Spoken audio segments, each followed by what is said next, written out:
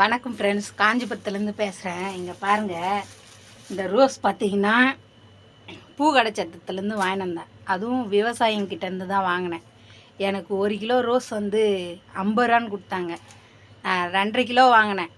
2.5 kilo 100 ரூபான்னு கொடுத்தாங்க. 1 kilo 40 ரூபான்னு ரேட் பேசி 100 ரூபா கொடுத்தாங்க. இத்தனையும் நான் ரேட் பேசல, அவங்களுக்கு என்ன நினச்சிங்கனாங்களோ தெரில. 2.5 கிலோ கொடுத்தாங்க.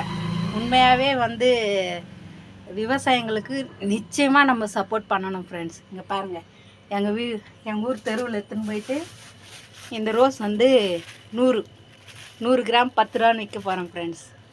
இதில் நல்லா லாபம் இருக்குது, உண்மையாக சொல்கிறேன். இது 10 ரூபா தான் 100 கிராம். நான் வாங்கினது 1 கிலோ வந்து 50 ரூபா 40 ரூபான்னு வாங்கினேன். எனக்கு 60 ரூபா இருக்குது 1 கிலோவில் லாபம். விவசாயிங்களை விட நமக்கு தான் லாபம் அதிகமாக இருக்குது. Thank you friends.